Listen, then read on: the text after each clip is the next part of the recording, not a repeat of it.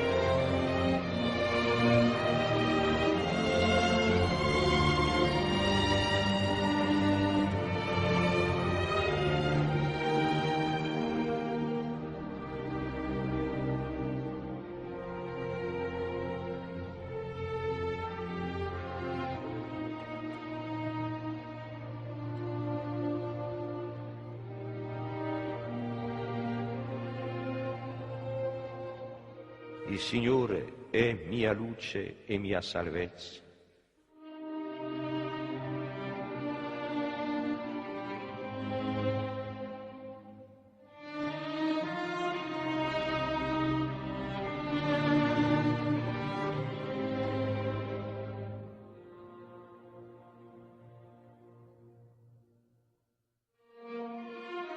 Di chi avrò paura? Il Signore è difesa della mia vita. Di chi avrò timore? Ascolta, Signore, la mia voce. Io grido, abbi pietà di me, rispondimi. Di te ha detto il mio cuore, cercate il suo volto. Il tuo volto, Signore, io cercherò. Non nascondermi il tuo volto, non respingere con ira il tuo servo. Sono certo di contemplare la bontà del Signore nella terra dei viventi. Spera nel Signore, sii forte. Si rinfranchi il tuo cuore e spera nel Signore. Sì, spera nel Signore.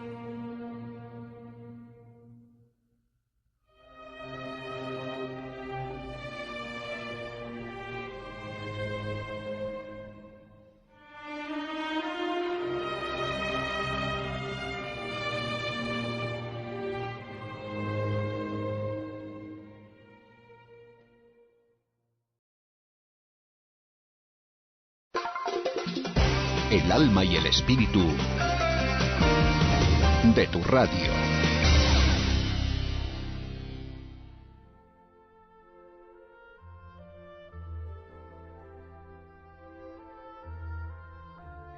En el nombre del Padre, y del Hijo, y del Espíritu Santo. Amén.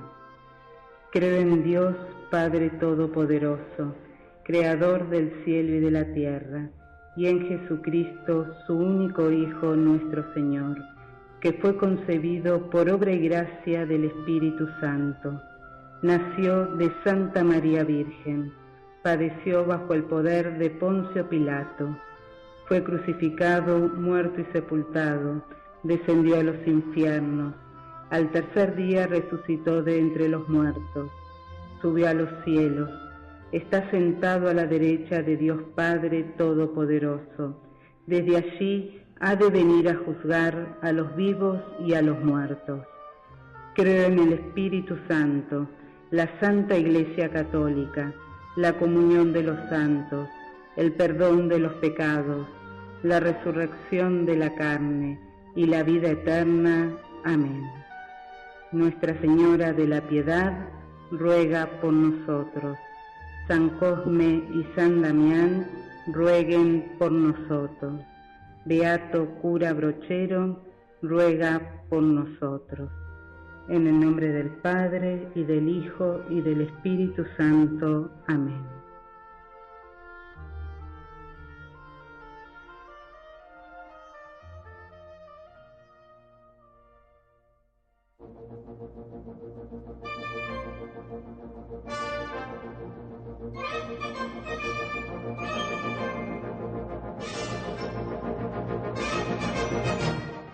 ¿Sabes cuál es nuestro amigo, modelo e intercesor?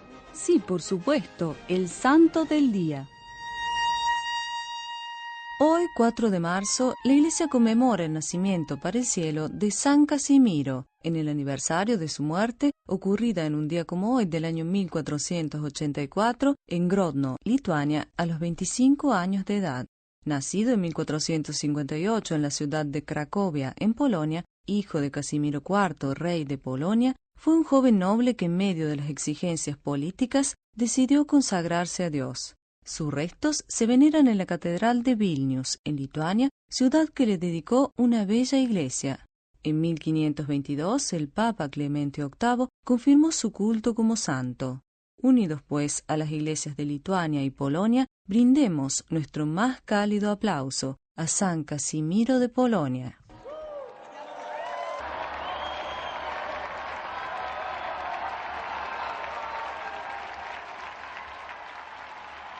Querido San Casimiro, recordar tu vida es ver al Hijo de Reyes que prefirió ser pobre de espíritu en este mundo que rico y poderoso. Educado cristianamente por tu querida madre, a muy temprana edad caen sobre ti serias responsabilidades. Con solo 13 años de edad, fuiste designado por la nobleza de Hungría para ocupar el trono de este país. Pero el adversario Matías Corvino, que ambicionaba el trono y por muchos era reconocido como rey, lo impidió. Esto, lejos de considerarlo como una derrota, te llenó de alegría, ya que pudiste dedicar más tiempo a las cosas del espíritu y a la oración, que eran tus preferidas. Sin embargo, no abandonas las tareas de la vida pública, y desde los 17 años te vemos al lado de tu padre, acompañándolo en sus viajes y sustituyéndolo en muchas de sus tareas administrativas. Así, aceptas la regencia de Polonia, mientras tu padre se encontraba en el gobierno de Lituania, y en algunas ocasiones haces tú sus veces aquí en Lituania. Tu lema era ser defensor de los pobres. Con frecuencia repetías: Dios Todopoderoso, bien sabemos que servirte los pobres es reinar. En esta tarea te comportas con gran prudencia y virtud. Tu vida se distinguió por una profunda piedad, gran modestia y un tenor de vida muy simple. De temperamento alegre y rico, muestras dotes extraordinarias, gran facilidad para el estudio, aprendías rápidamente cuanto leías y veías. Haces voto de vivir en castidad perpetua, por lo que te viste obligado a realizar grandes esfuerzos para evitar contraer matrimonio con la hija del emperador Federico III. Una visita a Grodno, en Lituania, sería tu viaje final. Aquí contraes la tuberculosis que te llevó al final de tus días. Dejaste una hermosa huella. Fuiste grande por tu fe religiosa, tu humildad y tu simplicidad de vida. Yo tuve la dicha de visitar tu tumba, lo que te agradezco de corazón.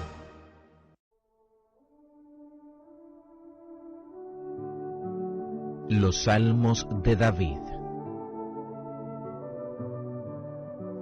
Salmo 24. Del Señor es la tierra y su plenitud, el mundo y los que en él habitan, porque él la fundó sobre los mares y sobre los ríos la afirmó. ¿Quién subirá al monte del Señor? ¿Y quién estará en el lugar de su santidad? El limpio de manos y limpio de corazón, el que no tomó en vano mi nombre, ni juró con engaño. Él recibirá bendición del Señor y justicia del Dios de salud. Esta es la generación de los que le buscan, de los que buscan tu rostro, oh Jacob.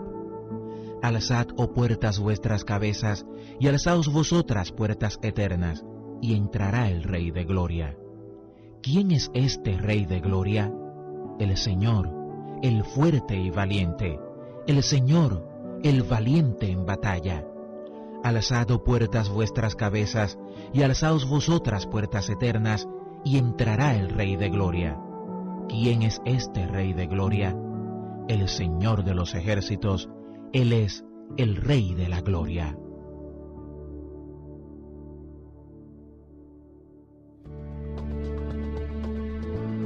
Radio Misionera Cosme y Damián. Una radio que reza con vos. Desde Buenos Aires, Argentina, para la mayor gloria de Dios.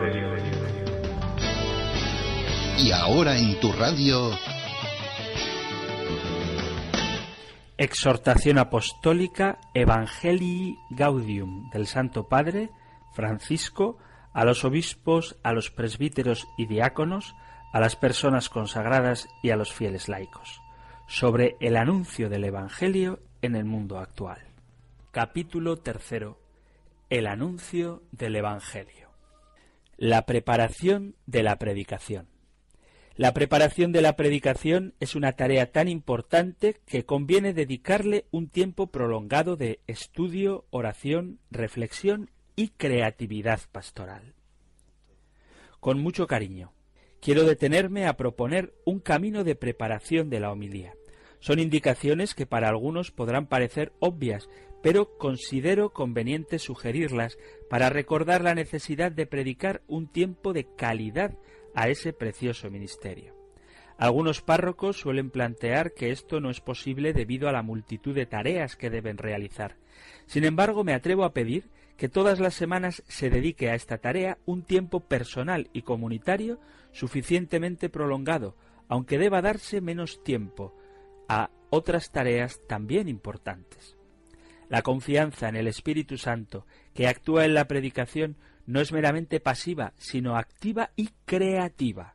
Implica ofrecerse como instrumento con todas las propias capacidades para que puedan ser utilizadas por Dios. Un predicador que no se prepara no es espiritual, es deshonesto e irresponsable con los dones que ha recibido. El culto a la verdad. El primer paso, después de invocar al Espíritu Santo, es prestar toda la atención al texto bíblico, que debe ser el fundamento de la predicación. Cuando uno se detiene a tratar de comprender cuál es el mensaje de un texto, ejercita el culto a la verdad.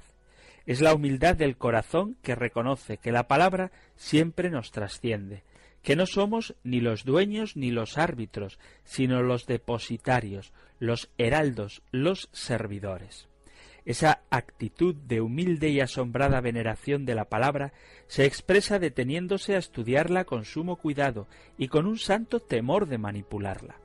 Para poder interpretar un texto bíblico hace falta paciencia, abandonar toda ansiedad y darle tiempo, interés y dedicación gratuita. Hay que dejar de lado cualquier preocupación que nos domine para entrar en otro ámbito de serena atención.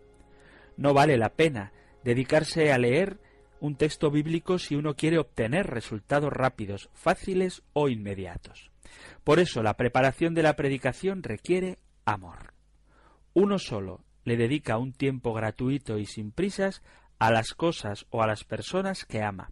Y aquí se trata de amar a Dios que ha querido hablar. A partir de ese amor, uno puede detenerse todo el tiempo que sea necesario con una actitud de discípulo. Habla, Señor, que tu siervo escucha. Ante todo, conviene estar seguros de comprender adecuadamente el significado de las palabras que leemos. Quiero insistir en algo que parece evidente, pero que no siempre es tenido en cuenta. El texto bíblico que estudiamos tiene 2000 o 3000 años. Su lenguaje es muy distinto del que utilizamos ahora. Por más que nos parezca entender las palabras que están traducidas a nuestra lengua, esto no significa que comprendamos correctamente cuanto quería expresar el escritor sagrado. Son conocidos los diversos recursos que ofrece el análisis literario. Prestar atención a las palabras que se repiten o se destacan, reconocer la escritura y el dinamismo propio de un texto, considerar el lugar que ocupan los personajes, etc. Pero la tarea no apunta a entender todos los pequeños detalles de un texto. Lo más importante es descubrir cuál es el mensaje principal, el que estructura el texto y le da unidad. Si el predicador no realiza este esfuerzo, es posible que su predicación tampoco tenga unidad ni orden. Su discurso será sólo una suma de diversas ideas desarticuladas que no terminarán de movilizar a los demás. El mensaje central es aquello que el autor, en primer lugar, ha querido transmitir, lo cual implica no sólo reconocer una idea, sino también el efecto que ese autor ha querido producir. Si un texto fue escrito para consolar, no debería ser utilizado para corregir errores. Si fue escrito para exhortar, no debería ser utilizado para adoctrinar. Si fue escrito para enseñar algo sobre Dios, no debería ser utilizado para explicar diversas opiniones teológicas. Si fue escrito para motivar la alabanza o la tarea misionera, no lo utilicemos para informar acerca de las últimas noticias. Es verdad que para entender adecuadamente el sentido del mensaje central de un texto, es necesario ponerlo en conexión con la enseñanza de toda la Biblia transmitida por la Iglesia. Este es un principio importante de la interpretación bíblica que tiene en cuenta que el Espíritu Santo no inspiró solo una parte, sino la Biblia entera, y que en algunas cuestiones el pueblo ha crecido en su comprensión de la voluntad de Dios a partir de la experiencia vivida. Así se evitan interpretaciones equivocadas o parciales que niegan otras enseñanzas de las mismas Escrituras. Pero esto no significa debilitar el acento propio y específico del texto que corresponde predicar. Uno de los defectos de una predicación tediosa e ineficaz es precisamente no poder transmitir la fuerza propia del texto que se ha proclamado.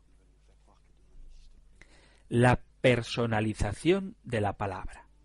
El predicador debe ser el primero en tener una gran familiaridad personal con la palabra de Dios. No le basta conocer su aspecto lingüístico o exegético, que es también necesario. Necesita acercarse a la palabra con un corazón dócil y orante, para que ella penetre a fondo en sus pensamientos y sentimientos y engendre dentro de sí una mentalidad nueva.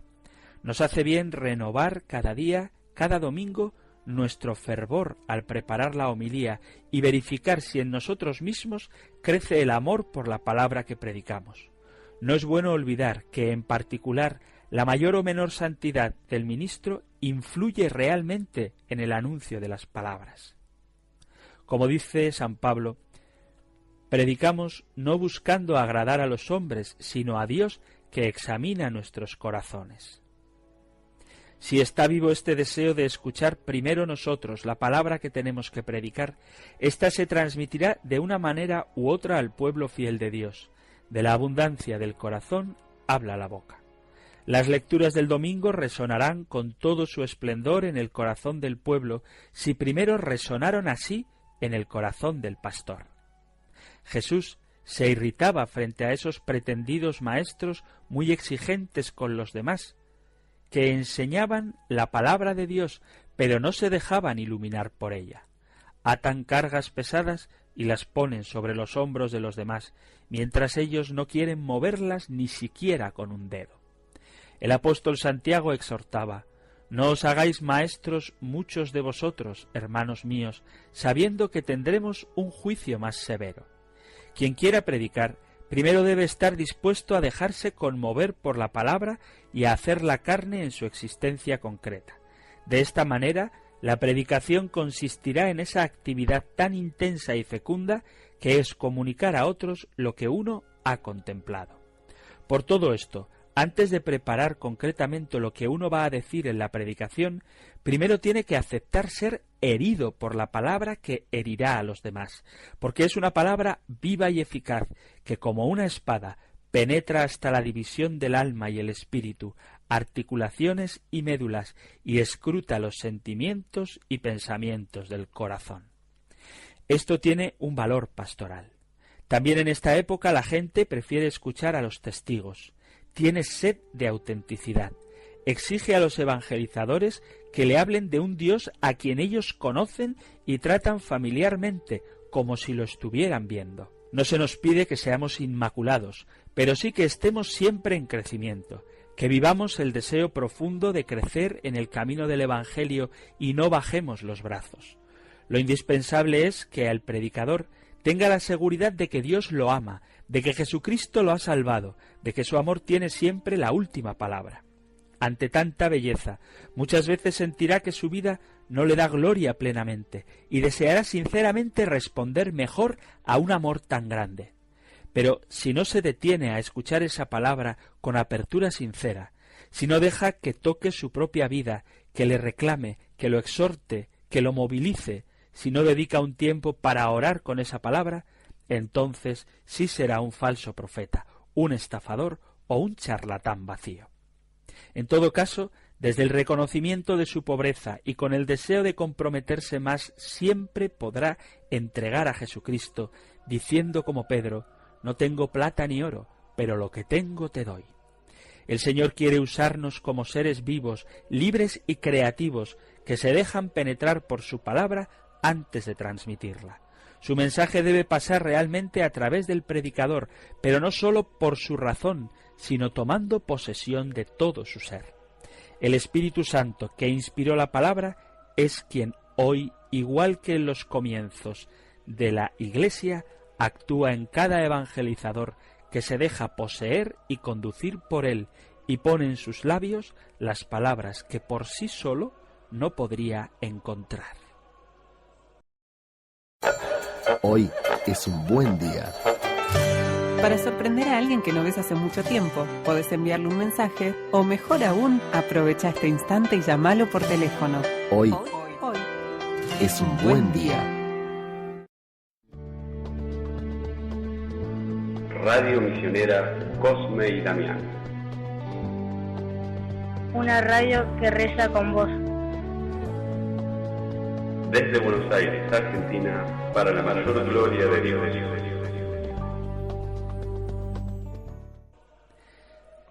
La lectura espiritual. Hay una forma concreta de escuchar lo que el Señor nos quiere decir en su palabra y de dejarnos transformar por el Espíritu. Es lo que llamamos lectio divina. Consiste en la lectura de la palabra de Dios en un momento de oración para permitirle que nos ilumine y nos renueve. Esta lectura orante de la Biblia no está separada del estudio que realiza el predicador para descubrir el mensaje central del texto. Al contrario, debe partir de ella para tratar de descubrir qué le dice ese mismo mensaje a la propia vida. La lectura espiritual de un texto debe partir de su sentido literal. De otra manera, uno fácilmente le hará decir a ese texto lo que le conviene, lo que le sirva para confirmar sus propias decisiones, lo que se adapta a sus propios esquemas mentales. Esto, en definitiva, será utilizar algo sagrado para el propio beneficio y trasladar esa confusión al pueblo. Nunca hay que olvidar que a veces el mismo Satanás se disfraza de ángel de luz. En la presencia de Dios, en una lectura reposada del texto, es bueno preguntar, por ejemplo: Señor, ¿qué me dice a mí este texto? ¿Qué quieres cambiar de mi vida con este mensaje? ¿Qué me molesta de este texto? ¿Por qué esto no me interesa? O bien, ¿qué me agrada? ¿Qué me estimula de esta palabra? ¿Qué me atrae? ¿Por qué me atrae? Cuando uno intenta escuchar al Señor, suele haber tentaciones. Una de ellas es simplemente sentirse molesto o abrumado y cerrarse. Otra tentación muy común es comenzar a pensar lo que el texto dice a otros para evitar aplicarlo a la propia vida. También sucede que uno comienza a buscar excusas que le permitan diluir el mensaje específico del texto. Otras veces pensamos que Dios nos exige una decisión demasiado grande que no estamos todavía en condiciones de tomar. Esto lleva a muchas personas a perder el gozo en su encuentro con la palabra, pero sería olvidar que nadie es más paciente que el Padre Dios, que nadie comprende y espera como Él. Invita siempre a dar un paso más, pero no exige una respuesta plena si todavía no hemos recorrido el camino que la hace posible. Simplemente Quiere que miremos con sinceridad la propia existencia y la presentemos sin mentiras ante sus ojos, que estemos dispuestos a seguir creciendo y que le pidamos a Él lo que todavía no podemos lograr. Un oído en el pueblo. El predicador necesita también poner un oído en el pueblo para descubrir lo que los fieles necesitan escuchar. Un predicador es un contemplativo de la palabra y también un contemplativo del pueblo. De esa manera descubre las aspiraciones, las riquezas y los límites, las maneras de orar, de amar, de considerar la vida y el mundo que distinguen a tal o cual conjunto humano, prestando atención al pueblo concreto, con sus signos y símbolos y respondiendo a las cuestiones que plantea. Se trata de conectar el mensaje del texto bíblico con una situación humana, con algo que ellos viven, con una experiencia que necesita la luz de la palabra. Esta preocupación no responde a una actitud oportunista o diplomática, sino que es profundamente religiosa y pastoral. En el fondo es una sensibilidad espiritual para leer en los acontecimientos el mensaje de Dios, y esto es mucho más que encontrar algo interesante para decir. Lo que se procura descubrir es lo que el Señor desea decir en una determinada circunstancia. Entonces la preparación de la predicación se convierte en un ejercicio de discernimiento evangélico, donde se intenta reconocer, a la luz del Espíritu, una llamada que Dios hace oír en una situación histórica determinada. En ella y por medio de ella, Dios llama al creyente. En esta búsqueda es posible acudir simplemente a alguna experiencia humana frecuente, como la alegría de un reencuentro, las desilusiones, el miedo a la soledad, la compasión por el dolor ajeno, la inseguridad ante el futuro, la preocupación por un ser querido, etc.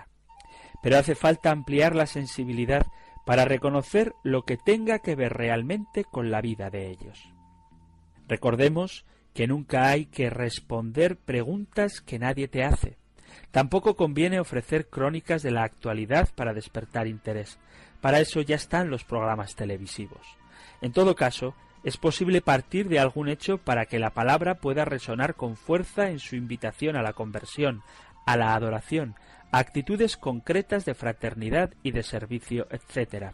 Porque a veces algunas personas disfrutan escuchando comentarios sobre la realidad en la predicación, pero no por ello se dejan interpelar personalmente. Recursos pedagógicos. Algunos creen que pueden ser buenos predicadores por saber lo que tienen que decir, pero descuidan el cómo, la forma concreta de desarrollar una predicación. Se quejan cuando los demás no los escuchan o no los valoran, pero quizá no se han empeñado en buscar la forma adecuada de presentar el mensaje. Recordemos que la evidente importancia del contenido no debe hacer olvidar la importancia de los métodos y medios de la evangelización. La preocupación por la forma de predicar también es una actitud profundamente espiritual. Es responder al amor de Dios, entregándonos con todas nuestras capacidades y nuestra creatividad a la misión que Él nos confía. Pero también es un ejercicio exquisito de amor al prójimo, porque no queremos ofrecer a los demás algo de escasa calidad. En la Biblia, por ejemplo, encontramos la recomendación de preparar la predicación en orden a asegurar una extensión adecuada. Resume tu discurso, di mucho en pocas palabras. Solo para ejemplificar, recordemos algunos recursos prácticos que pueden enriquecer una predicación y volverla más atractiva. Uno de los esfuerzos más necesarios es aprender a usar imágenes en la predicación, es decir, a hablar con imágenes. A veces se utilizan ejemplos para hacer más comprensible algo que se quiere explicar, pero esos ejemplos suelen apuntar solo al entendimiento. Las imágenes, en cambio, ayudan a valorar y a aceptar el mensaje que se quiere transmitir. Una imagen atractiva hace que el mensaje se sienta como algo familiar, cercano, posible, conectado con la propia vida.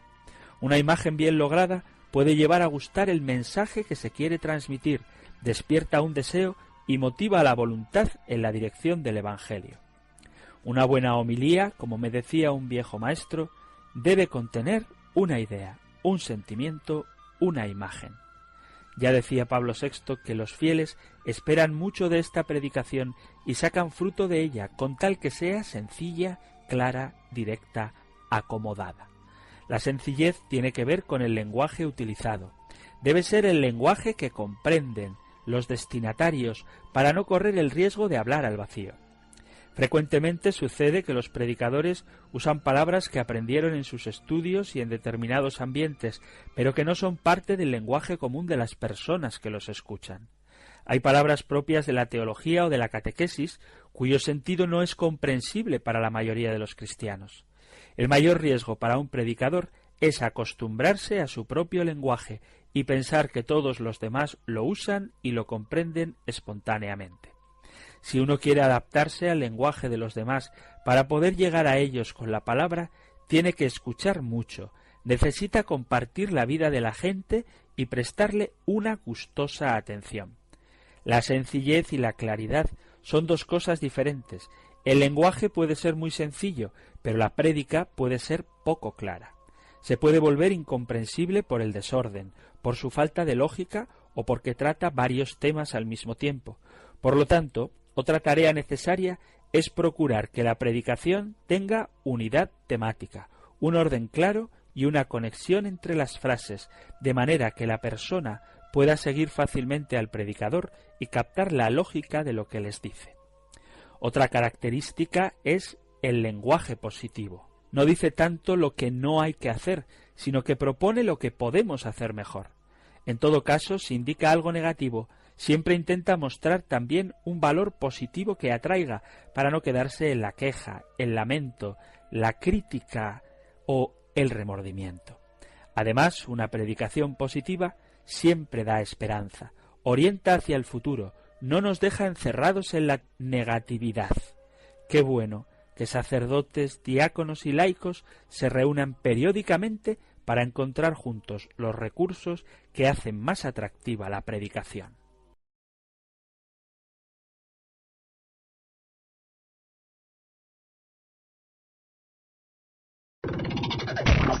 Sonido auténtico.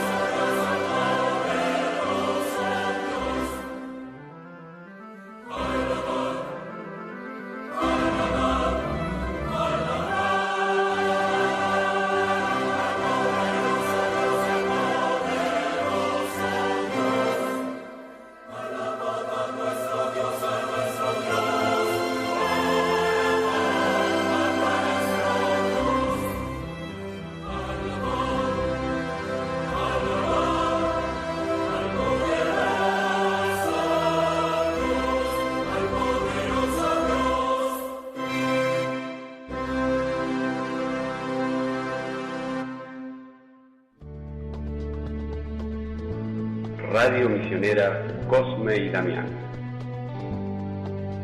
Una radio que reza con vos. Desde Buenos Aires, Argentina, para la mayor gloria de Dios.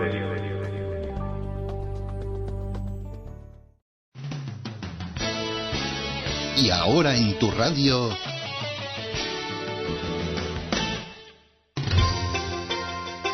noticias.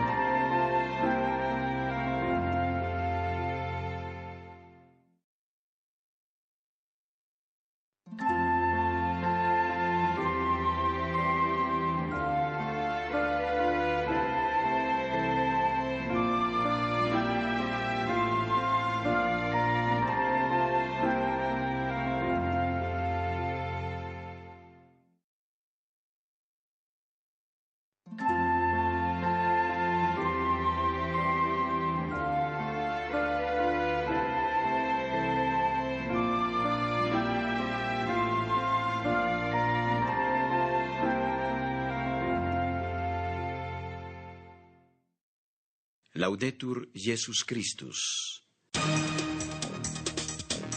En el aire, el programa hispanoamericano de Radio Vaticana. Informando desde Roma para América Latina y el Caribe.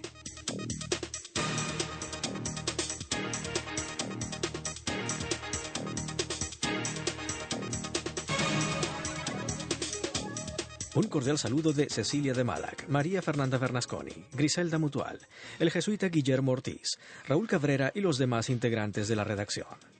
Estos son los titulares de hoy martes 4 de marzo, día en el que recordamos, entre otros, a San Casimiro. La vida cristiana es simplemente seguir a Jesús, lo recordó el Papa Francisco el martes en su homilía en la Casa de Santa Marta. El cardenal español Abrili Castelló, nombrado presidente de la Comisión Cardenalicia del Instituto para las Obras de Religión, el IOR. Mañana, miércoles de ceniza, el Santo Padre preside la tradicional primera estación cuaresmal romana, con la procesión penitencial desde la iglesia de San Anselmo hasta la Basílica de Santa Sabina, donde preside la Santa Misa con el rito de bendición e imposición de la ceniza. Como siempre, nos acompañan los peregrinos presentes en la Plaza de San Pedro con sus voces.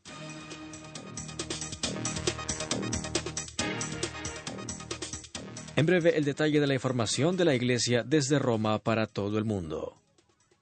Buena sintonía. La actividad del Papa es noticia.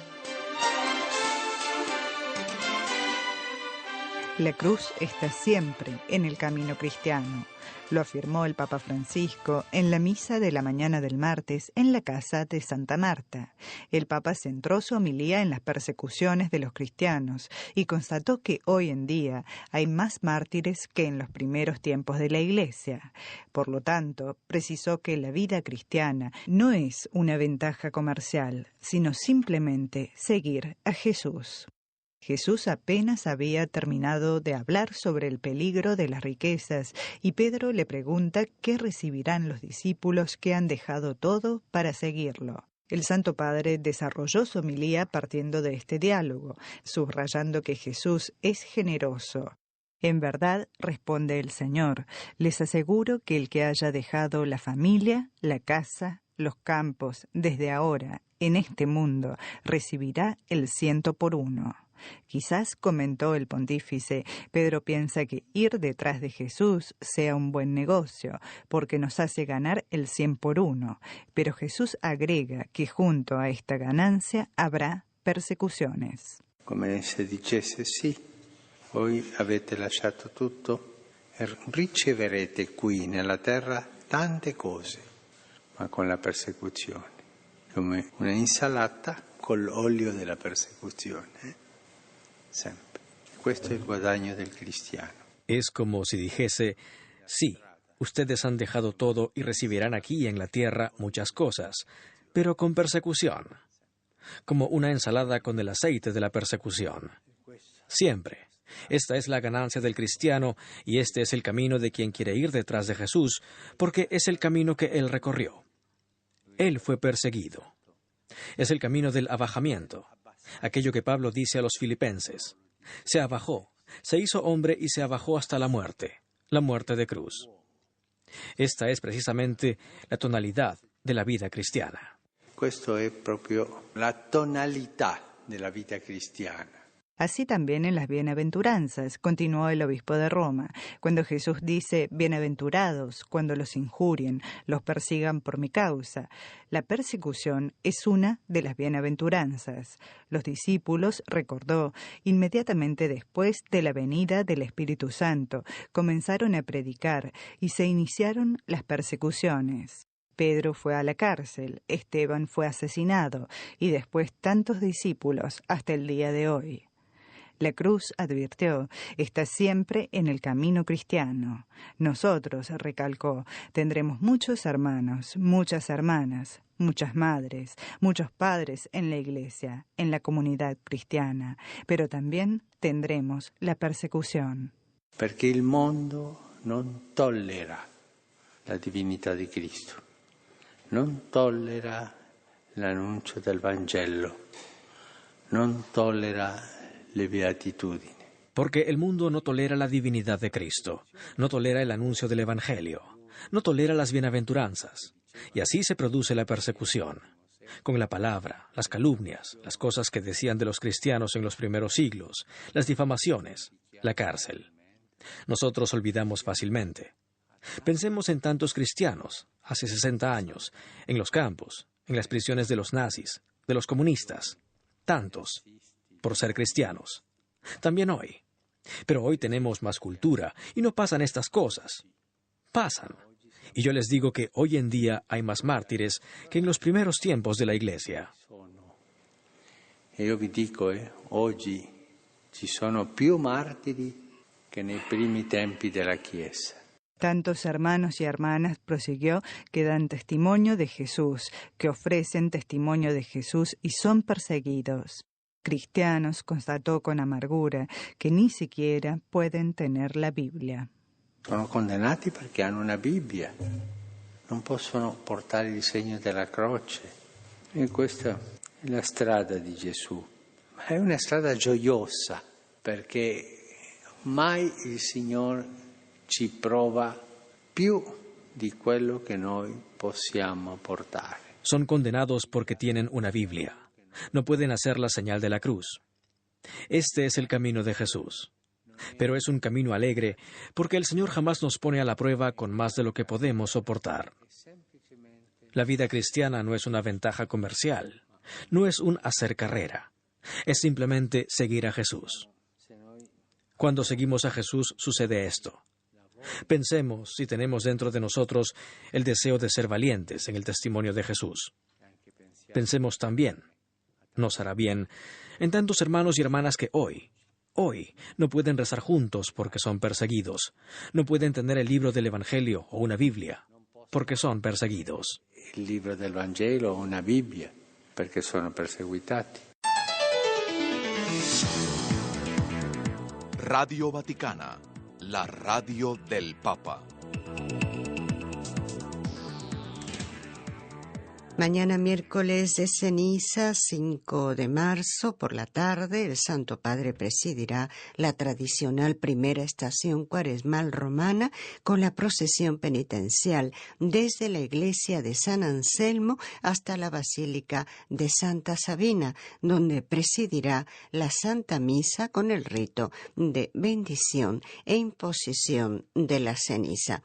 En vísperas de comenzar la Cuaresma, resuenan las palabras del obispo de Roma exhortando a la solidaridad fraterna hacia los más pobres y los que sufren la violencia de los conflictos, y recordando que la humanidad podrá alcanzar la justicia, la reconciliación y la paz que tanto necesita solo volviendo a Dios, como indica el tiempo cuaresmal de lucha contra el mal con las armas de la oración, el ayuno y la misericordia para culminar en la Pascua de Resurrección. In questa settimana inizieremo la Quaresima, che è il cammino del popolo di Dio verso la Pasqua, un cammino di conversione, di lotta contro il male con le armi della preghiera, del digiuno, della misericordia. Esta semana comenzamos la Cuaresma, que es el camino del pueblo de Dios hacia la Pascua,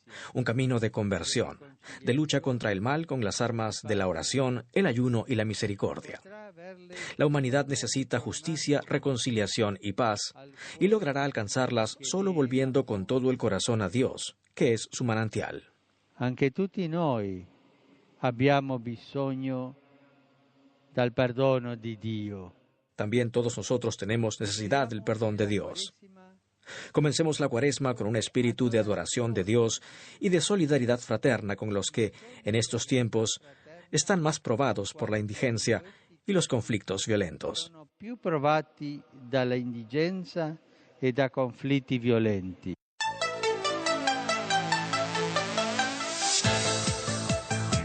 Informaciones de la Santa Sede. Los miembros de la Comisión Cardenalicia del Instituto para las Obras de Religión, IOR, han nombrado presidente al cardenal Santos Abril y Castelló.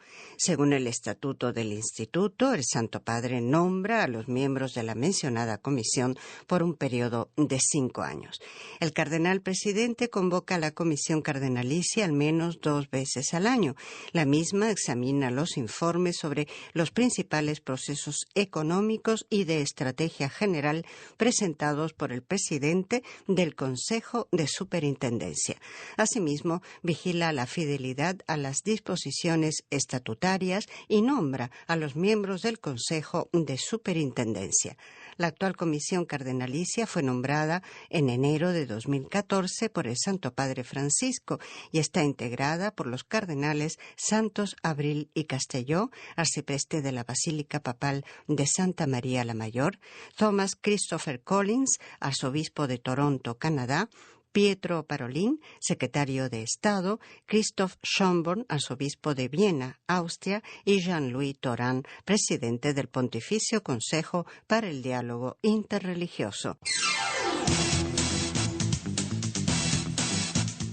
Radio Vaticana es información y actualidad. El Papa nombró prelado secretario general de la Secretaría de Asuntos Económicos a Monseñor Alfred Schwerb, oficial de la Secretaría de Estado.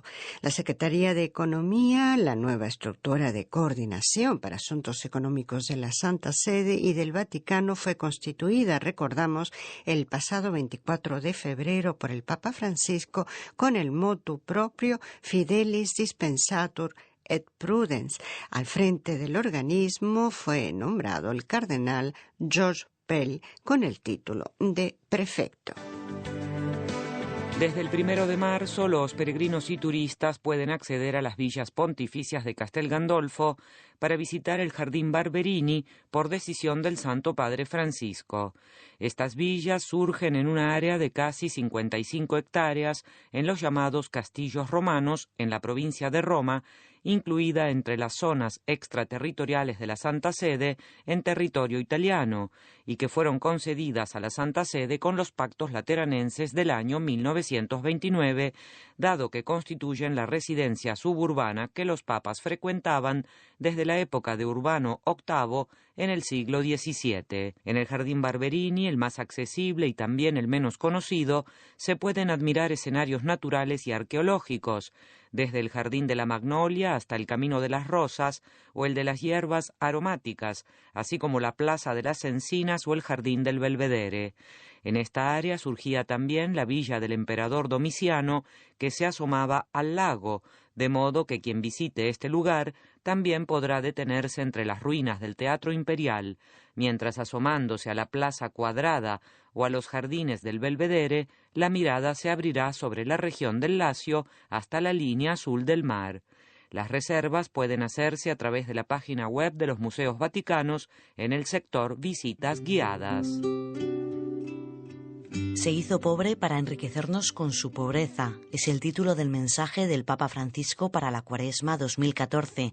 En la Plaza de San Pedro de Roma hablan peregrinos sobre este tiempo de liturgia de la Iglesia. Yo personalmente trato de llegar a esa pobreza que se interpreta más como no estar apegado a las cosas, no darle un primer puesto a las cosas materiales, tratar de que no dominen nuestras vidas, ¿no? Que no se vuelva nuestro esclavizador las cosas materiales, porque todos somos muy esclavos del dinero, entonces es muy bueno ver que seguirlo a él, tratarlo de seguir en eso, porque no es fácil, pero cuando ya uno ve un papa, que es todo un papa, que es muy capaz de hacer esto, pues uno ya ve como una esperanza. Margarita Rodríguez, de Colombia. Hay mucha necesidad en el mundo, hay mucha gente que está sufriendo. Como cristianos tenemos que abrir nuestro corazón, como María le abrió su corazón a Cristo desde la misma anunciación, y nos gustaría que el Señor, a pesar de nuestros años, nos dé la posibilidad de abrir el corazón de nuevo. De Argentina, José.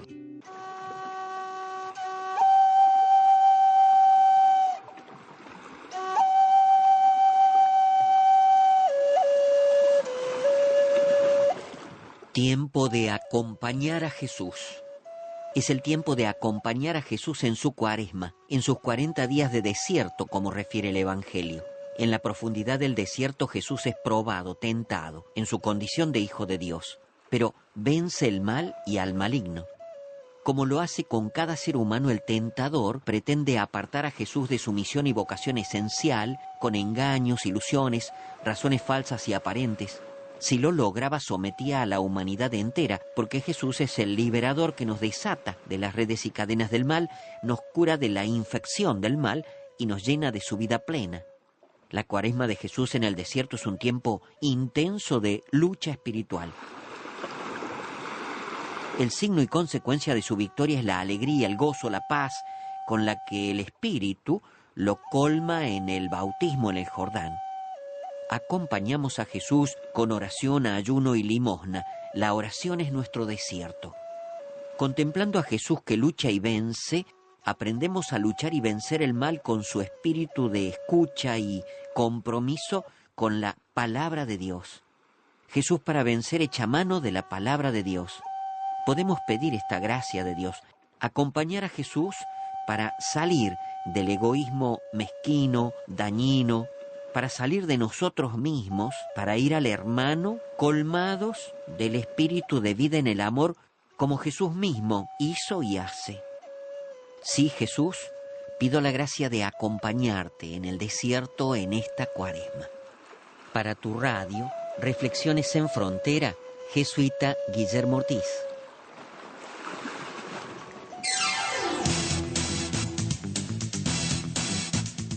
Radio Vaticana es información y actualidad. Dialogamos con algunos directores diocesanos provenientes de España y América Latina. Con el Papa Francisco, ¿cambia el término misión? Bien, soy el padre Leonardo Rodríguez de la diócesis de Canelones, en el sur del Uruguay. Vamos a empezar con un deseo. Ojalá sí el término misión cambie, porque personalmente creo que el término misión sufre una importante devaluación. Lo usamos demasiado. Lo utilizamos permanentemente en las planificaciones pastorales, en nuestra organización eclesial, en la animación pastoral que realizamos. Y eso nos ha hecho perder, tal vez, en ciertas ocasiones, el sentido profundo y radical de esta palabra. Porque si vamos al Evangelio, esta palabrita que no se menciona en el Evangelio es la que le da sentido a la vida de Jesús y por lo tanto la que le da sentido a la comunidad de discípulos, convocada no solo para estar junto a Jesús, sino para ir al encuentro de sus hermanos y dar testimonio de lo vivido. Primero creo que hay que mirar al Papa Francisco en el conjunto de la historia. Creo que el Papa Francisco es heredero de una riqueza impresionante, bueno, de toda la historia de la Iglesia, pero particularmente de los pontífices postconcilio. Desde Juan XXIII para adelante, los pontífices han hecho con mucho esfuerzo, con mucho sufrimiento de por medio también, han ido acompañando y animando ese proceso de transformación de la Iglesia en orden a la misión. El Papa Francisco hereda la fortaleza de un Juan Pablo II, hereda la serenidad y la profundidad reflexiva de un Benedicto XVI y le agrega la espontaneidad, la simplicidad y, bueno, naturalmente para nosotros latinoamericanos, la cercanía de un lenguaje propio de un pastor. Y esto es lo que nos descoloca. Nos gusta, lo disfrutamos, pero también nos descoloca, porque nos exige un desprendernos desde la simplicidad del ministerio de un sacerdote hasta la complejidad del ministerio de un obispo y mucho más aquellos que tengan otras responsabilidades más grandes en la Iglesia, ¿no? El Papa ha adquirido ese don de descolocarnos permanentemente. Uno lo observa, lo contempla y dice, ¿con qué vendrá ahora? ¿Cuál será el aporte? Pero no por la novelería de lo que el Papa hará, sino por la novedad que su palabra nos ofrece. Para Radio Vaticano, Luz Erika Limachi.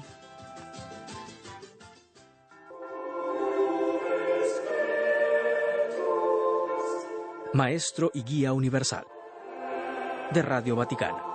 En el marco del 50 aniversario de la muerte del beato Angelo Giuseppe Roncalli, el padre Carlos María Galli, sacerdote de la Arquidiócesis de Buenos Aires y profesor de teología en la Universidad Católica de Argentina, entrevistado por el jesuita Guillermo Ortiz, nos habla del testimonio de la misericordia de Dios que une a Juan XXIII y al Papa Francisco. Ayer, el lunes 3 de junio, se cumplieron los 50 años de la muerte pascual del beato Juan XXIII, que fue obispo de Roma desde 1958 a 1963 y falleció el 3 de junio de aquel año. Muchos lo llamaron entonces el Papa Buono, el Papa Bueno, porque en su vida manifestó siempre la bondad de Dios, es testigo de lo que yo llamo la Iglesia del Amor. Cuando él inauguró el Concilio Vaticano II, en el año 62, él dijo que la Iglesia estaba invitada a dejar la severidad y a tratar a todos con la medicina de la misericordia, porque Dios es rico en misericordia. Y esa misma noche, la iniciación del concilio, hubo una procesión de mucha gente de Roma con antorchas a la plaza de San Pedro, y el Papa finalmente habló desde su ventana y les dijo, al despedirlos, vayan a sus casas, hagan una caricia a sus hijos o a sus nietos y díganle, esta es la caricia del Papa, es la caricia de Dios. Por eso, Juan XXIII es como el Papa de la ternura de Dios, que en cierto modo adelantó lo que luego hemos visto con los otros pontífices, con Juan Pablo II, y ahora de un modo especial con el Papa Francisco, que lo vemos en San Pedro bendiciendo a los niños y abrazando a los enfermos. Juan XXIII es el que inauguró el Concilio Vaticano II, el gran don de Dios a la Iglesia de nuestro tiempo, una reunión de todos los obispos del mundo entre los años 62 y 65. Concilio que es también la orientación, la brújula, el norte para regir a la Iglesia en el siglo XXI, porque llevó a la Iglesia lo esencial del Evangelio, la puso al día, renovó la vida del pueblo de Dios, inició un nuevo diálogo con la cultura moderna, nos ofreció la palabra de Dios y la liturgia renovada a todos los fieles. Pensá que cuando yo hice la primera comunión, me prepararon con el catecismo de preguntas y respuestas, y en la misa estuve con un misal, latín, español y el rosario. Hoy todos los chicos se preparan a la primera Eucaristía recibiendo el libro del Evangelio de la Nueva Alianza y participan de una misa en castellano. Estos cambios que hizo el Concilio Vaticano II muestran el deseo de Juan XXIII de acercarse al hombre de nuestro tiempo, lo que sigue haciendo el Papa Francisco, que es un obispo conciliar y que está guiando la reforma de la Iglesia para la nueva evangelización.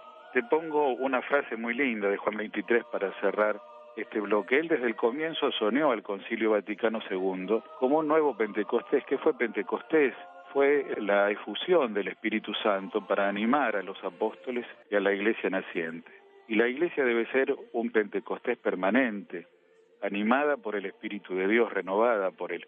Así que hizo el concilio. Desde entonces, cuando hay un acontecimiento que revitaliza la Iglesia, decimos, ojalá sea un nuevo Pentecostés. Y en ese horizonte el Papa puso esta comparación con la que cierro esta reflexión y que me parece muy bonita para todos nuestros oyentes. Dijo, la Iglesia no es un museo arqueológico. Sabemos lo que es un museo y de arqueología, que tiene piezas que nos remiten al pasado. La Iglesia no es un museo arqueológico que debamos conservar. sino un jardín abierto, una imagen bíblica, ¿no? La iglesia como jardín donde podemos contemplar a Dios en su obra. Y enseguida dice, la iglesia no es un museo, sino la fuente de agua fresca en medio de la plaza del pueblo para que todos puedan beber de ella. Todos los que hemos vivido en un pueblo sabemos la importancia de la plaza como lugar de reunión y cuando hay una fuente de agua que nos reúne. Bien, creo que Juan 23 soñó con esa iglesia que dé el agua fresca del Espíritu Santo a todos los miembros del pueblo de Dios y a toda la humanidad para que pueda beber de ella. Y hoy, Francisco renueva la fuente del agua viva en la Plaza del Mundo, que es la Plaza de San Pedro. El Papa Juan y el Papa Francisco testimoniar la bondad de Dios, brindando una fuente de agua viva para saciar la sed más profunda, la sed de Dios de todos los hombres.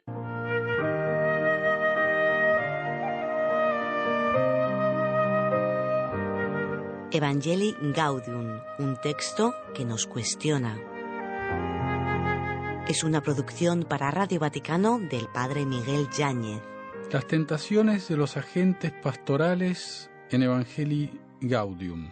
El Papa habla de un relativismo práctico, mucho peor que el relativismo moral, que es actuar como si Dios no existiera, decidir como si los pobres no existieran, soñar como si los demás no existieran, trabajar como si quienes no recibieron el anuncio no existieran.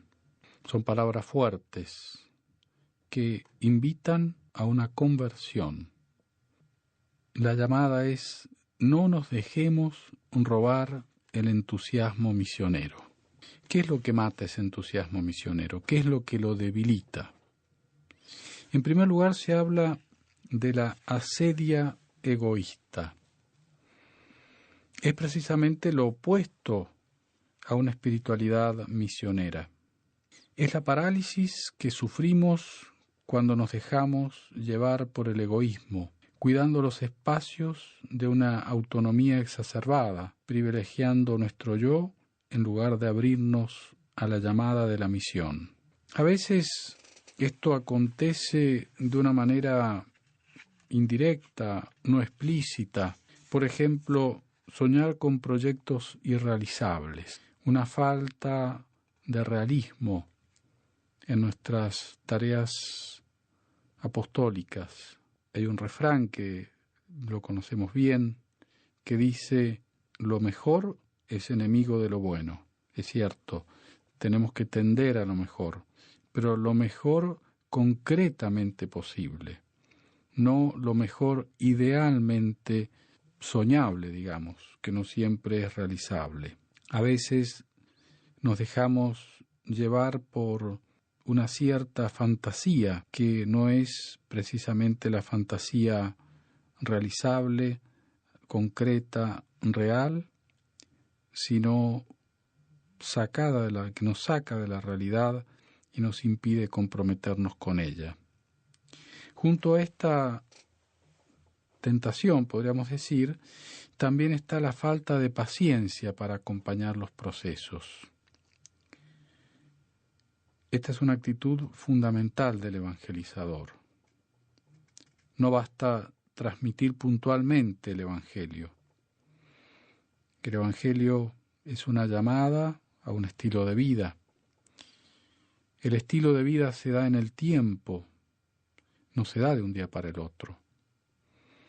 Hay toda una tarea de diálogo, una tarea de encuentro personal, de escucha, de anuncio, de denuncia. Y esto se realiza precisamente en un proceso de conversión, proceso de fe, proceso de curación, proceso de inserción en una comunidad. Todo esto requiere paciencia, la paciencia propia del amor del prójimo, la paciencia propia del amor de Dios. Necesitamos dejarnos invadir por este amor para acompañar con paciencia a nuestros hermanos, para tenernos paciencia a nosotros mismos en los propios procesos que vamos realizando llevando a cabo. Por eso, la otra tentación es el exitismo. Es una tentación que es un poco fruto de una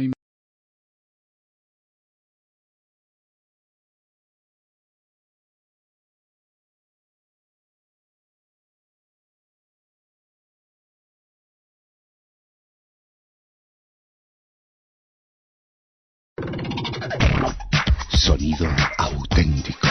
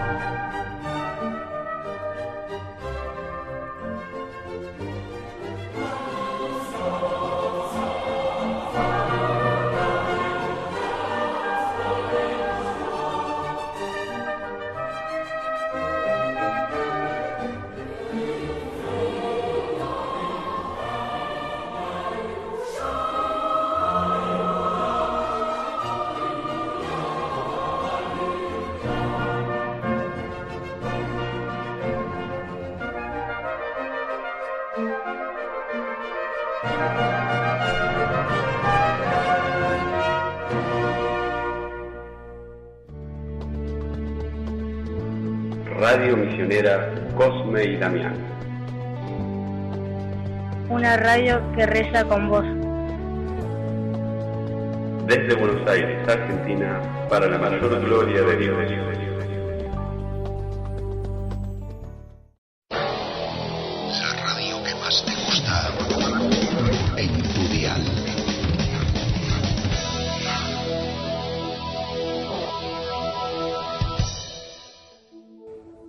Queridos amigos, estoy nuevamente con ustedes. Soy el padre Horacio Bujorge, de Uruguay, vivo en Uruguay. Predico también en Argentina, desde donde les estoy hablando actualmente, en la grabación de este 6º episodio de la serie de programas dedicados al demonio de la sedia, que estamos grabando aquí en la iglesia de San Telmo, en la capital de la Argentina, en Buenos Aires. En este 6º episodio vamos a hablar de la asedia dentro de la iglesia. ¿Cómo se presenta este demonio de la asedia en sus formas eclesiales de la asedia? Pues no es solamente un fenómeno limitado al mundo no cristiano, sino que afecta también a los creyentes. En un episodio anterior, cuando hablábamos de la asedia en las Sagradas Escrituras, vimos cómo San Pedro, nada menos, la piedra, la cabeza de la iglesia, se sentía asedioso ante el anuncio de Jesús, que le hablaba de la cruz, del Calvario, y lo corrigió el Señor. De ninguna manera, Señor, ¿cómo vas a pensar en la crucifixión? San Pedro consideraba que el camino de nuestro Señor tenía que ser el camino del Mesías glorioso, que estableciera un reino político de Dios sobre la tierra, y no podía concebir que el amor de Dios conllevara un sufrimiento tan grande. Y sin embargo, ese es el escándalo de la cruz, que es el amor que se manifiesta en el dolor y el sufrimiento. Muestra la magnitud de su amor precisamente en el sufrimiento que es capaz de sobrellevar con fortaleza por amar, por hacer una obra de amor. Esa revelación, para esa revelación Pedro todavía no estaba maduro. No nos tenemos que extrañar que lo que le pasó al vicario de Cristo en esos primeros momentos nos pase a nosotros a lo largo de la historia de la Iglesia, que también nosotros tengamos que sufrir mucho para entrar en el reino de los cielos. Eso se lo dicen ya los apóstoles a los primeros creyentes, lo leemos en el libro de los Hechos de los Apóstoles. Es necesario que suframos muchas cosas para entrar en el reino de los cielos, para realizarnos como hijos ya desde esta vida. Si el Hijo obedeció al Padre para cumplir la obra de amor del Padre, de esta manera, los que queremos vivir como el Hijo, vivir como hijos, no nos tenemos que asustar tampoco, aunque también el sufrimiento siempre es duro de llevar, pero cuando es el sufrimiento por amor, la fortaleza del amor da la fuerza para sufrir. Y ese sufrimiento es transformador, es salvador, como el de nuestro Señor Jesucristo. Quisiera hablarles entonces hoy acerca de la asedia en la Iglesia. El cardenal Schönborn decía hace unos años, dice: me parece que la crisis más profunda que hay en la Iglesia consiste en que no nos atrevemos ya a creer en las cosas buenas que Dios obra por medio de quienes le aman. No creer que Dios sigue actuando, y que sigue actuando a través de los que lo aman, y que hace cosas buenas a través de los que lo aman, que Dios interviene en la historia. Hay como en muchos cristianos, como una duda de que Dios puede intervenir en la historia. Parece que estamos como hijos abandonados por el Padre sobre la tierra y que todas las cosas las tenemos que hacer nosotros, que el Padre no interviene en nuestros planes, que nuestras obras no vienen del Padre, que nuestras palabras no vienen del Padre, como que estamos separados del Padre. Tenemos una visión como de huérfanos de Padre vivo.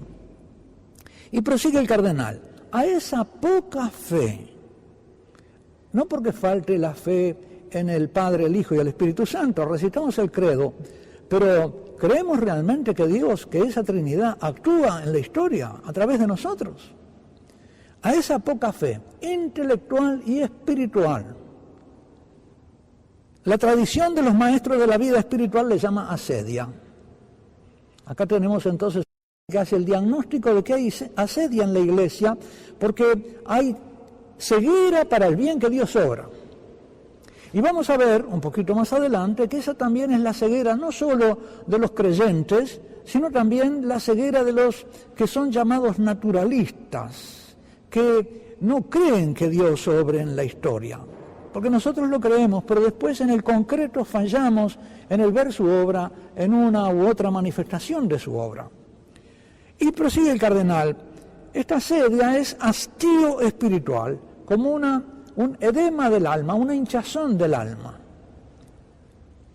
Así la llama el padre Evagrio, un padre del desierto, que sumerge al mundo y a la propia vida en una lúgubre tristeza, en un aburrimiento, que priva de todo sabor y esplendor las cosas.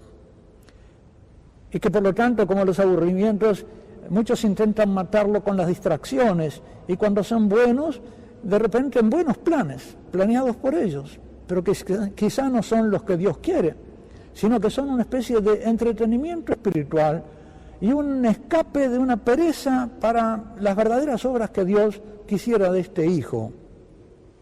Pero sigue el cardenal: esta tristeza que hoy día corre tanto por la Iglesia, esta tristeza, esta asedia que hoy día corre tanto por la Iglesia, el cardenal comprueba eso, hay asedia en la Iglesia, hay como una tristeza. Procede principalmente de que no accedemos con generosidad de corazón a lo que Dios nos pide y no queremos que se nos utilice como colaboradores de Dios. Preferimos hacer nuestros propios planes sin consultar cuál es la voluntad divina. Y termina el cardenal esta cita: no existe mayor autorrealización de la criatura que ese hecho de estar siendo utilizada plenamente. ¿Y a qué se ¿En qué fenómenos pensaba el cardenal Schönborn cuando habla de esto de la tristeza en la Iglesia? En esos mismos días, en el periódico Observatorio Romano del Vaticano, se hablaba de los movimientos en la Iglesia y cómo el Papa, que recibía en esos momentos a 300.000 pentecostales y carismáticos católicos, hablaba de una primavera de la Iglesia. Y sin embargo, contra este movimiento había, como en muchos, una reserva, como mirando ciertos abusos que sin duda se dan, en todas las cosas se dan abusos, pero que por esos abusos sentían la tentación de rechazar los mismos movimientos y no ver, a causa de esos abusos, que esos movimientos eran obra de Dios. Se privaron entonces del bien por ver el mal adjunto al bien. Y ese es precisamente uno de los principales motivos, como vamos a ver, de esa asedia en la Iglesia. Se ven los abusos que pueden empañar la obra de Dios, porque es una obra de Dios en seres humanos, pero no se ve la obra de Dios que realiza con estos instrumentos, a veces pecadores. Volvemos a referirnos a la asedia de Pedro ante la cruz, que lo lleva a negar a nuestro Señor Jesucristo en el momento crítico, en el patio del sacerdote. Vemos ahí que Jesús no lo rechaza a Pedro por esa caída, y él no deja por eso de ser aquel que el Señor designó para ser la piedra sobre la cual se fundara su iglesia. Es decir, no por una caída de Pedro, de ese tipo, el Señor invalida su obra. La debilidad de Pedro no invalida el carisma que hay en él para conducir a la iglesia. Por lo tanto, eso nos tiene que enseñar la sabiduría divina, que no debemos invalidar las cosas buenas que Dios obra. Como decía el cardenal Schönborn, la tristeza viene porque no vemos el bien y somos como fascinados por el espectáculo del mal. Como que el mal espíritu de la asedia nos muestra solo el mal y nos impide gozarnos con el bien. Y por lo tanto nos hace débiles, porque la fortaleza del amor que viene de gozarnos en el bien nos hace débiles, nos falta esa fortaleza ante el espectáculo del mal, nos abrumamos con el espectáculo del mal. De ahí viene, de la ceguera para el bien, viene la debilidad y la asedia en la iglesia. Por eso, en el estudio que dediqué a este tema de la ceguera en la iglesia se titula Mujer, ¿por qué lloras? Y se refiere al episodio de María Magdalena, que estando en el huerto y teniendo presente a nuestro Señor Jesucristo, sin embargo no lo reconoce, está ciega para la identidad de aquel que tiene adelante. Y es como el modelo de una iglesia o de aquellos que en la iglesia se entristecen y no saben alegrarse en la presencia del resucitado. Lo tenemos vivo entre nosotros y no es la fuente de nuestra alegría. Deberíamos ser para el mundo un ejemplo de viva alegría por la presencia del resucitado y por nuestra fe en la resurrección. Y que nosotros estamos en el camino de la resurrección, que somos la humanidad llamada a resucitar, a vivir eternamente en el abrazo del Padre, como Jesús, que ha sido resucitado precisamente por el abrazo del Padre, porque al Hijo que muere en la cruz para hacer la voluntad del Padre, el Padre no lo abandona a la muerte. El Padre lo resucita, le da vida eterna por su obediencia hasta la muerte y muerte de cruz. Y por lo tanto, ese camino del amor filial es invencible. Y es invencible para Jesucristo y es invencible para nosotros. Y eso debe ser el motivo de la alegría de la Iglesia entre las pruebas de la historia, sin temer a las pruebas de la historia. Es lo que debe darle fortaleza a Pedro y darnos fortaleza también a nosotros, sin escandalizarnos por la caída de Pedro, porque conocemos nuestra debilidad y porque sabemos que la fortaleza es obra de la gracia, es obra de que a Magdalena se le revela Jesús resucitado. Si Jesús resucitado no se le hubiera manifestado allí, llamándola por su nombre, hubiera seguido llorando en la presencia de Jesús resucitado y hubiera estado sumida en la asedia, en la tristeza, en vez de ciega para el bien que tenía delante. De esa manera, algo parecido pasa en la iglesia. Ante estos movimientos, por ejemplo, el movimiento carismático, decíamos, pero también otras instituciones de la Iglesia que son duramente criticadas a veces por las infidelidades de sus miembros, pero que en sí son obras santas, muy provechosas para la Iglesia y obras de Dios, a pesar de las caídas y los defectos humanos. Se oye hablar, ustedes saben bien, no necesito ni nombrarlas, pero ¿cuántas de esas cosas en la Iglesia son criticadas por los defectos de sus miembros? ¿Cuántas? Es verdad, es muy triste que nosotros, por nuestras faltas humanas, desautoricemos y descalifiquemos las obras de Dios en nosotros. Es triste. Ese motivo de asedia tenemos que tenerlo, conocerlo y no dejarnos engañar por ese demonio de la asedia que también actúa en la Iglesia.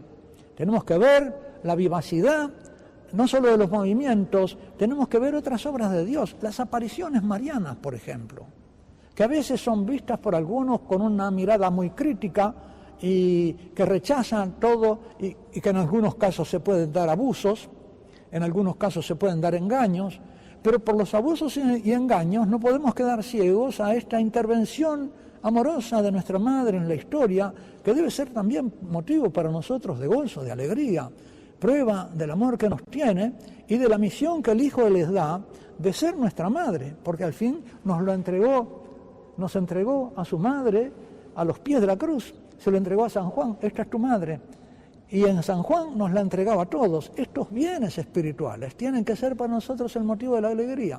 Allí tenemos la fuente de nuestro gozo, en el amor, en la piedad, en la consideración de los bienes. Dicen los santos padres que el remedio de la asedia está en la consideración agradecida de los bienes recibidos y de las gracias. Acerca de estos movimientos, un escritor francés, el padre René Laurentin, que fue un mariólogo, que es un mariólogo eximio y que estuvo como cronista en el Concilio Vaticano II, que luego se especializó en la investigación de las apariciones marianas en Lourdes, La Salette, y ha llegado a la Argentina también, examinando las apariciones o las locuciones en San Nicolás, en Salta. Este teólogo francés nos dice, recordando lo que sucedía en los años después del concilio, en la misma conferencia episcopal francesa, en que había un pesimismo acerca del futuro de la Iglesia en Francia, de cómo el cardenal se levantó en medio de la asamblea de los obispos y le señaló todas las cosas que Dios estaba haciendo en la Iglesia, y cómo crecían las peregrinaciones a Lourdes, crecían los movimientos carismáticos en Francia, había una cantidad de cosas que eran obras de Dios y que daban motivo para ver que la mano del Señor no se ha cortado y sigue activa. Por lo tanto, abrirnos a esas obras de Dios es algo fundamental. Dice, y decía el teólogo René Laurentin, a esto se añaden los lugares de nuevas apariciones que a menudo son ignoradas, despreciadas o reprimidas, calificándolas de fenómenos marginales o de desviaciones. Y sin embargo, suscitan un contingente considerable de conversiones, vocaciones y curaciones sorprendentes. Eso es lo que no tenemos que perder de vista, las obras de la gracia. Si un jardinero descorazonado porque en su jardín no brota nada, viera brotar buenos frutos y legumbres en el barbecho de sus alrededores, ¿dudaría acaso? Iría a cultivar el terreno que produce. Por eso es necesario cultivar estas obras de Dios y sí corregir los abusos que pueda haber alrededor de ellas. El gran principio subyacente a esa sabiduría pastoral es el abuso no invalida los usos. El mal no descalifica el bien. No tenemos que perder de vista en la Iglesia los bienes perdurables que tenemos. Tenemos que seguir estimando los sacramentos, el culto de Dios, empeñándonos en que ese culto sea cada vez más digno de Él, la alabanza más fervorosa, la adoración más respetuosa, la acción de gracias más alegre, y con eso entonces, cultivando en el culto, en la Eucaristía, nuestro gozo de fe y de amor y de caridad, tendremos el antídoto y la vacuna contra la asedia en la Iglesia. Esta asedia en la Iglesia de que estamos hablando tiene también causas exteriores a la Iglesia, pero que actúan dentro de ella, y son ciertas tendencias que hay en el mundo, que no son nuevas, existían en los tiempos de nuestro Señor Jesucristo, que impedían creer en Cristo, creer en que Dios pudiera intervenir en la historia. Y en nuestra época, esas corrientes han recibido el nombre de naturalismo, sobre todo en el tiempo del Concilio Vaticano I, y de modernismo a partir del Papa San Pío X en su encíclica Lamentabili, en que habla precisamente de esa negación de la revelación histórica de Dios. También muchos filósofos se niegan a admitir una intervención de Dios en la historia y por lo tanto proponen que se prescinda de una fe en las manifestaciones históricas de Dios y que se sustituya la religión fundada en la revelación histórica de Dios, en los actos que Dios ha hecho dentro de la historia, la venida de Jesucristo, el Hijo de Dios hecho hombre, la fundación de la Iglesia, el Espíritu Santo actuante en ella como una fuerza intrahistórica por la cual y a través de la cual Dios obra en la historia mediante los sacramentos, mediante la predicación, el ejemplo de los santos, la vida de los creyentes. Toda esa obra de Dios es negada por los naturalistas. Ya en el Concilio Vaticano I, uno de los padres del concilio decía acerca del naturalismo: en este sistema, la naturaleza se convierte en una suerte de recinto fortificado, una fortaleza, un campo atrincherado, donde la criatura se encierra como en su dominio propio e inalienable, defendiéndose de Dios, como si fuera un enemigo. Allí se instala como si fuese completamente dueña de sí misma, provista de derechos imprescriptibles ante Dios, teniendo que pedir cuentas sin nunca tener que darlas. Desde allí considera los caminos de Dios, sus proposiciones y decisiones, o al menos lo que se le presenta como tal, y juzga de todo con absoluta independencia. Esta soberanía del hombre encarnada en la soberanía del pueblo. En resumen, la naturaleza es el único y verdadero tesoro. Dios no tiene derecho a intervenir en ella, está en la mano del hombre. Algunos dicen es el arquitecto que construye el universo, pero el arquitecto que no venga a vivir en la casa. La casa es nuestra. El cardenal Pi decía, viendo al naturalismo, que era una abdicación del hombre al llamado a la grandeza, que el hombre no quería aceptar la grandeza que Dios le propone, que es precisamente la divinización, es la oferta de nuestro Señor Jesucristo. Viene a traer la oferta de la vida divina para los hombres, de una infusión de la gracia en la humanidad a través de los creyentes, para transformar la vida de la humanidad, el cuerpo místico de Cristo sobre la tierra.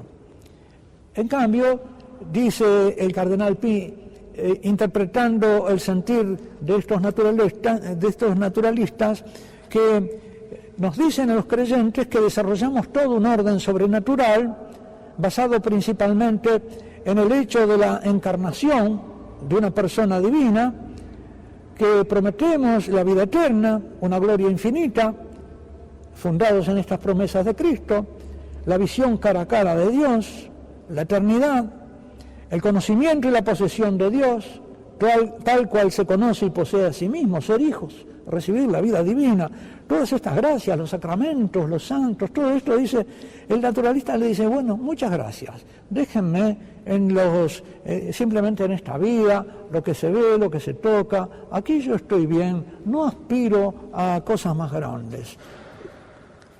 No tengo la pretensión de llegar después de esta vida a una felicidad inefable. Es la negativa a la grandeza. Así lo ve el cardenal Pi, el naturalista con apariencia de humildad, dice, se niega a la comunión, se niega al amor de Dios, se cierra a un Dios que lo ama y no quiere sentirse obligado por un amor a Dios, se niega a estrechar la mano que Dios le extiende históricamente en su Hijo. Lo que dice San Pablo, déjense reconciliar con Dios. Dios viene buscando la reconciliación del hombre con Él. Es la mano tendida de Dios, la propuesta de Jesucristo. Y queda patente, prosigue el cardenal, la ceguera para el bien divino, la sedia, de que se goza la caridad. Esto es la sedia. En palabras del cardenal está retratando la sedia, tristeza por el bien divino, de la que se goza la caridad. La sedia como una ceguera para el bien.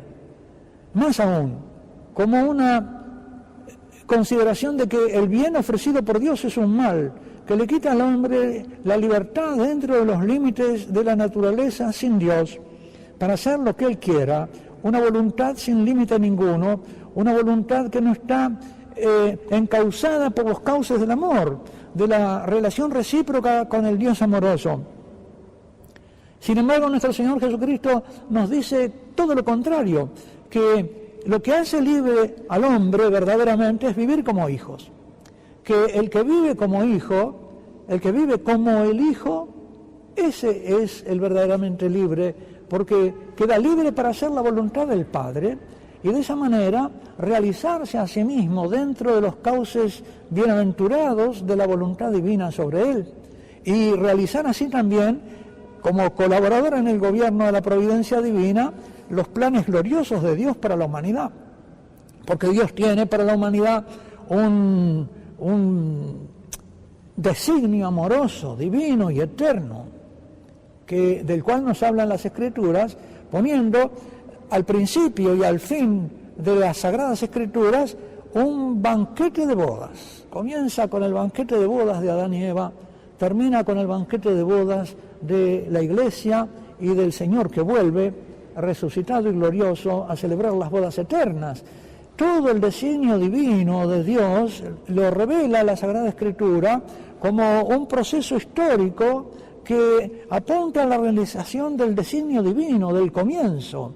Esta visión gloriosa y gozosa es como el alma, el corazón de la alegría cristiana, y no la deben perturbar las vicisitudes históricas ni el intento de abolición del plan divino por este espíritu de la tristeza, por este espíritu de la sedia, que es el opositor, el antagonista de Dios, el ángel rebelde, el ángel para el cual Dios es malo. Eso es la sedia, decir que Dios es malo. Dice la Sagrada Escritura que por envidia del demonio entró la muerte en el mundo y por eso encuentran la muerte aquellos que le obedecen y se dejan llevar por él. El demonio calumnia la obra de Dios, señala males, apartando la vista de los bienes, trata de destruir los bienes divinos, desautorizándolos. Y esa es la constante siempre de las obras demoníacas, que invocan un defecto del bien, porque claro, ninguna obra creada es perfecta absolutamente, sino que participa de perfecciones divinas, y también el ser humano que está herido por el pecado original, en él se mezcla la sanación, el proceso de sanación divina con los errores de su naturaleza, la herencia pecadora del pecado de los primeros padres.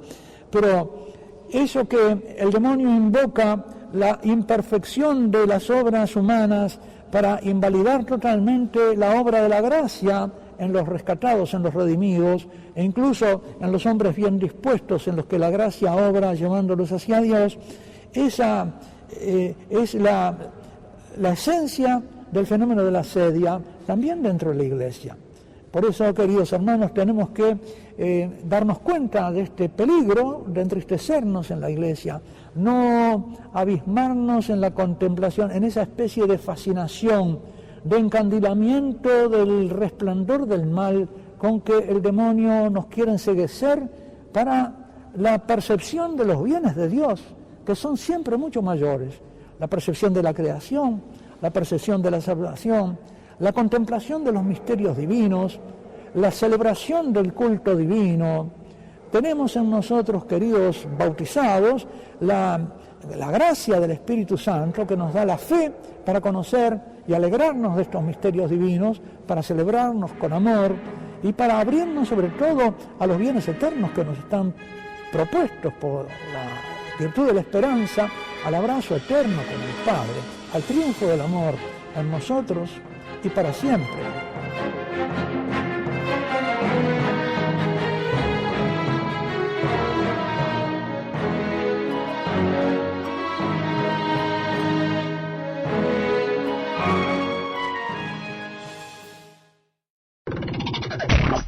Sonido auténtico.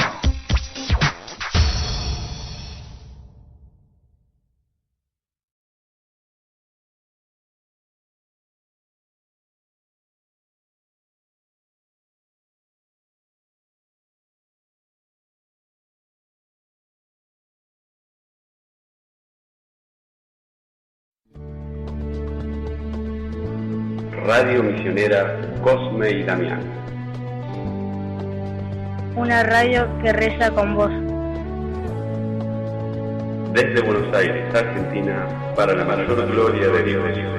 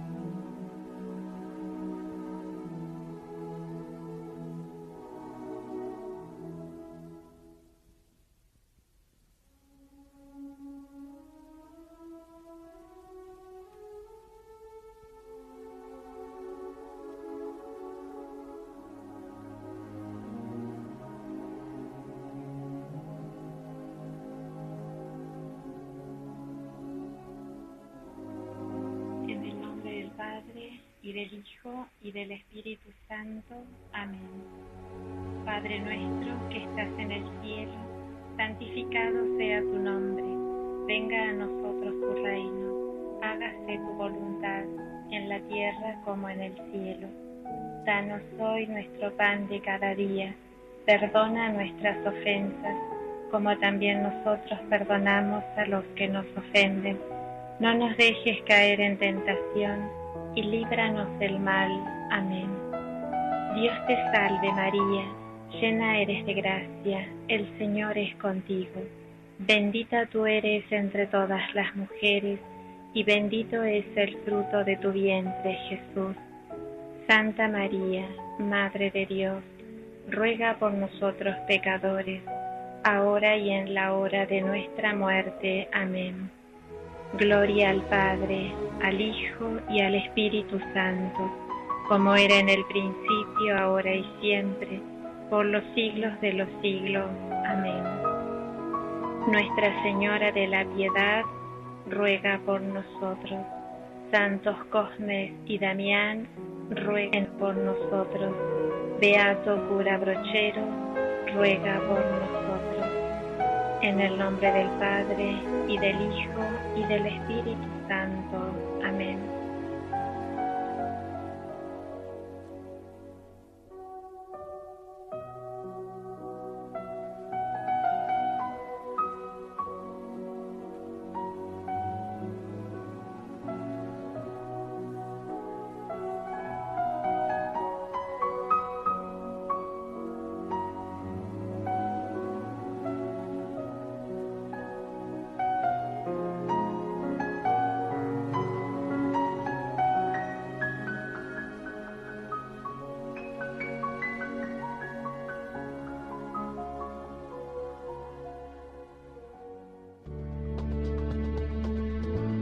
Radio Misionera Cosme y Damián.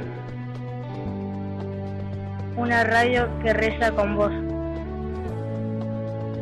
Desde Buenos Aires, Argentina, para la mayor gloria de Dios.